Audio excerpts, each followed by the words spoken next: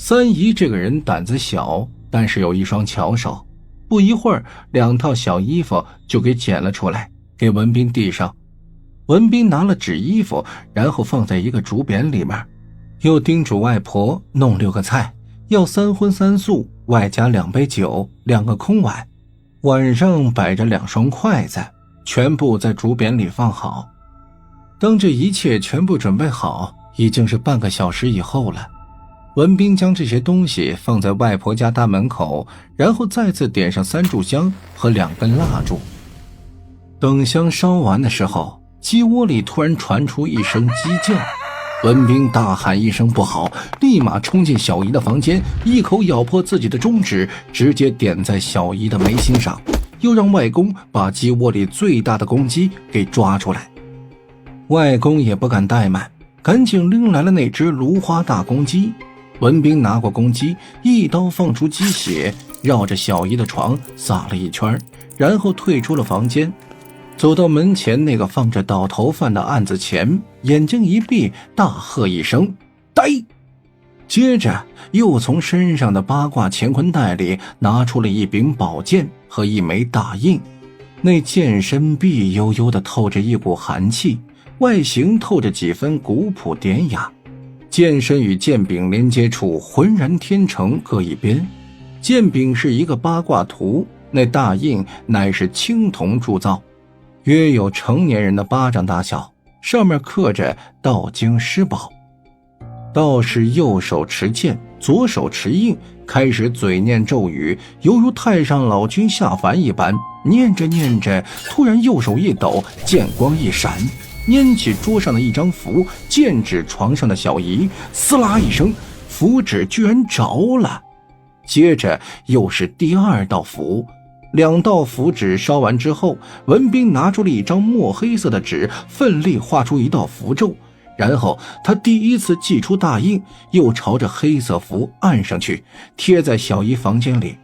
这一次又是8道符，紧挨着之前贴着的8道符，然后关上房门出来了。文斌让外婆和外公带着2个孩子赶紧去水库边，把刚才准备的纸衣服和菜碗放到水库边，等到天亮再回来，并且不要出声，不要朝家的方向看，并且叫小舅舅把小黑狗牵过来交给他。外婆跟外公带着三姨和小舅舅捧着竹匾就去了水库边。那天的2里地走得格外漫长，路上由外公拿着匾走在前面，外婆带着三姨和小舅舅走在后面，照着文斌的吩咐就走到了水库大坝上，背对着家的方向，点燃香烛，摆好碗筷，躲在水库的那个破旧的小抽水室里，一直等到天亮。天亮后，外婆一家赶紧往家里赶。等到家门口的时候，大门是开的，外婆一个大步跨进去，看见文斌已经倒在了小姨的门外，昏迷过去。外公就赶紧进去看小姨，小姨倒是躺在床上熟睡着，没有任何异样。2个人互相看了一眼，就去扶文斌到自己的房间里休息。这时候文斌醒了过来，很虚弱，对外婆说：已经没事了，让他好好休息。文斌几乎是睡到第2天晚上和小姨同时醒过来的。小姨醒过来就说自己肚子饿了，外婆给小姨下了鸡蛋面，小姨这一次吃得很香。文斌也起床吃晚饭，吃晚饭时外婆问起昨夜发生了什么，文斌说：2个小鬼听到鸡叫了，估计要天亮了，准备动手抢魂了。他说着又看了一眼身边的2样东西，大印和宝剑，苦笑了一声说：要不是这2个东西在，恐怕真让他们得手了。不过暂时是离去了。吃罢晚饭，外婆又恭敬地给文斌上茶，然后拿出一扎大团结给文斌递上。农村里过去搞迷信活动，请个神汉或者仙姑什么的，办完事儿都是好包个红包的。况且看样子小姨这下真是没什么大事了，所以给包个红包也是应该的。查文斌笑着摆了摆手，嫂子，我做事儿不为求财，你这红包我不能收。修道之人本就是为了帮助大家，这本来就是我分内之事，何况家师跟这个孩子也算有缘，钱财之事万万不能收的，要是祖师爷知道也会怪罪下来的。外婆哪肯啊，这恩人救了自己女儿的命，又分文不收，真不知如何是好。查文斌呷了口茶，又继续说道，不过这孩子是没事了，恐怕我晚上自己有事了，今晚一个人是回不去的。小鬼本来是那孩子的小命，被我伤了道行，今晚又是月圆之夜，小鬼的怨气很重，估计啊，今晚是要来找我寻仇的。倘若我师父在世，除去这两个小鬼是没什么难的，只是我道行有限，到时候还得请大哥帮我一个忙。外公赶紧站起来说，恩人有事尽管吩咐，我一定办到。查文斌拍了拍边上的小黑狗的脑袋，我料定这两个小鬼会在路上劫我，大哥，你去帮我找3个杀猪的，送我回家，只要我到家了，这两个小鬼就不能把我怎么样。杀猪的常年见血，身上杀气极重，一般的小鬼是根本不敢去找麻烦的。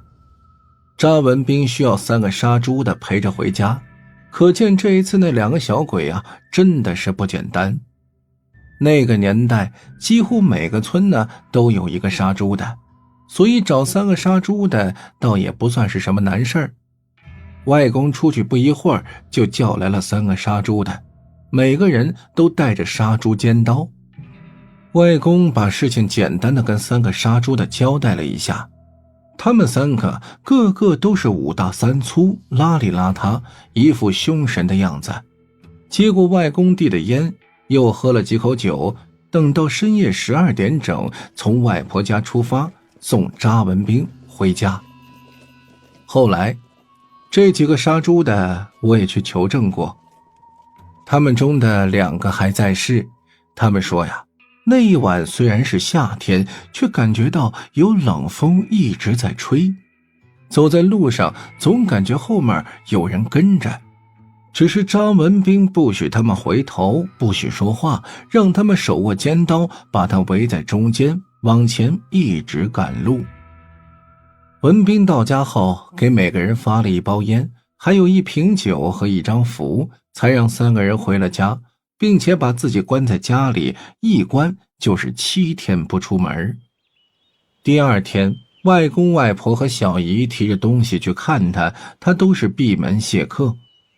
在查文斌闭关期间，外婆又带着小姨去医院做了个检查，结果一切正常，连当时宣布要外婆准备后事的医生都觉得不可思议。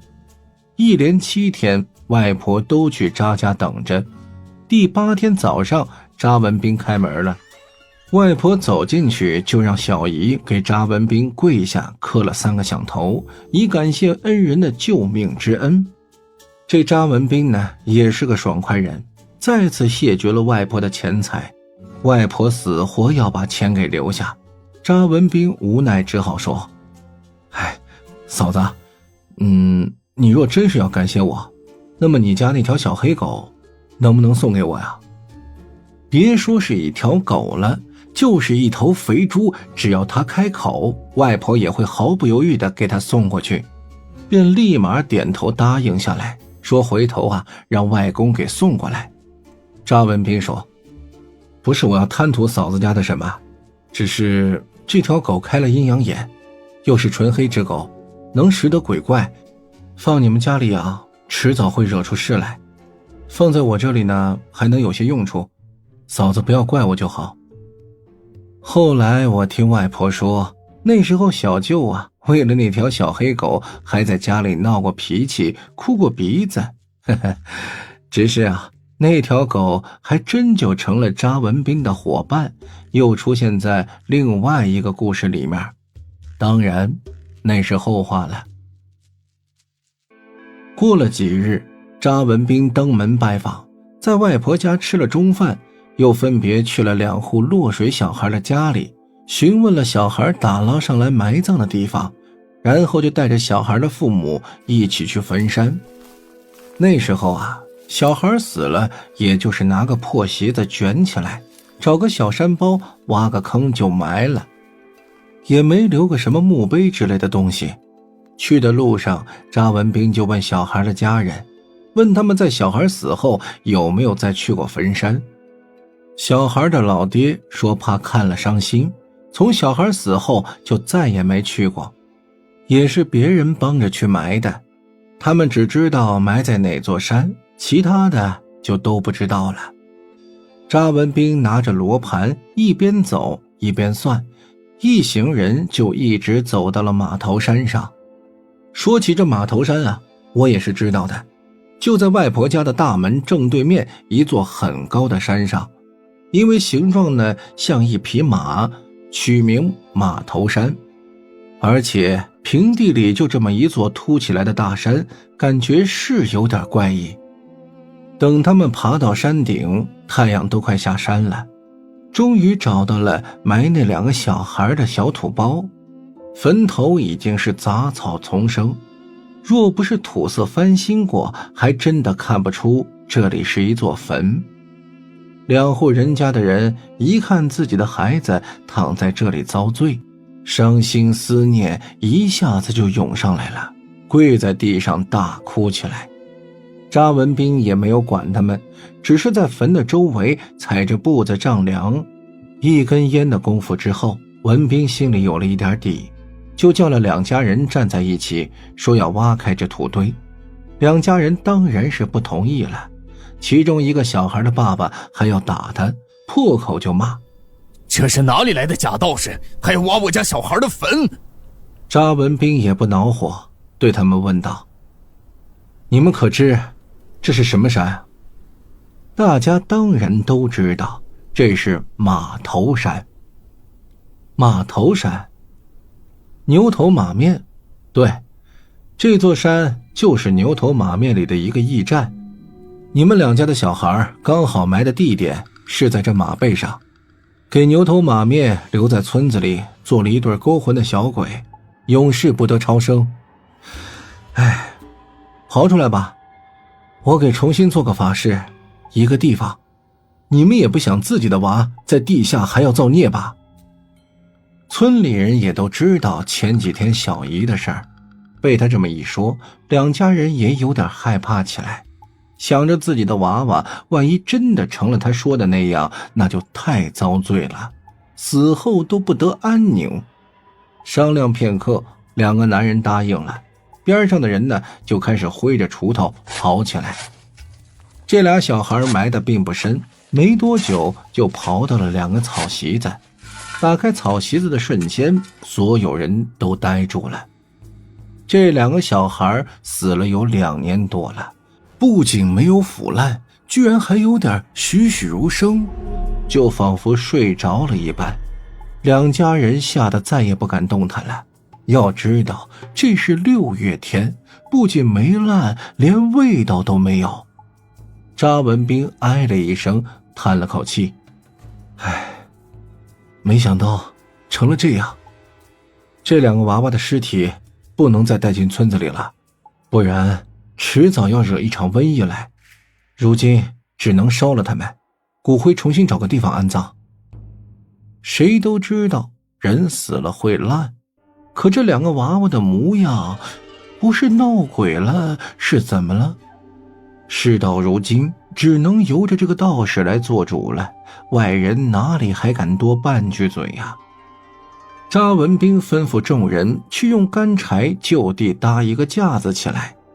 等柴架子搭好，查文彬吩咐将2具尸体给放了上去，又在前面插了3根香。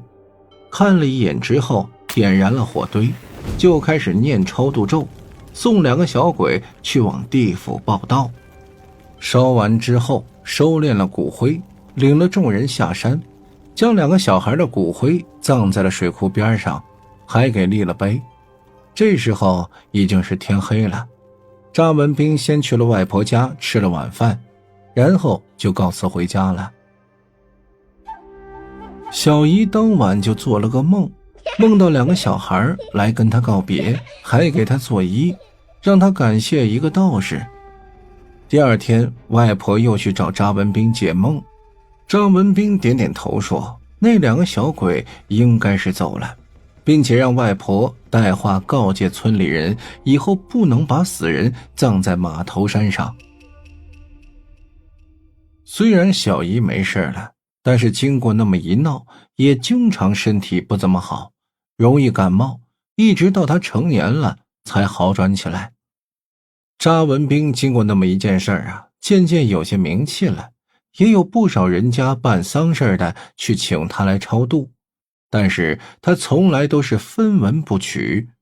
哪个村子里有跟我差不多大的小孩受到了惊吓去找他，查文斌呢，一般都是一道符烧了冲水喝下去就好。当然他也懂一点中医，有时候不是中邪而是生病，他也会开点草药，严重的就推荐去医院看了。那时候也有不少人去拜师，想跟他学这门手艺，但查文斌呢却从不收徒弟，平时也和普通人一样下地干活，上山砍柴。要是没小姨那个事儿啊，大家甚至都不知道他是一个道士。至于我见到他，那已经是在很多年后了。那一年我6岁的时候，发生了一件事儿。我们村子也是山区，我们村呢有座很大的庙，还是那种灰砖头建的。听爸爸说，那座庙也不知道是哪一朝哪一代的。我们的曾祖父从外地逃荒到这里的时候，就有了那座庙了。不过那时候就已经没人管理了，这100年过去了，显得更加破旧。上世纪60年代，这庙很大的一部分都被人给放火烧了，把整座庙墙砖烧得通红，唯独剩下大殿没给烧毁。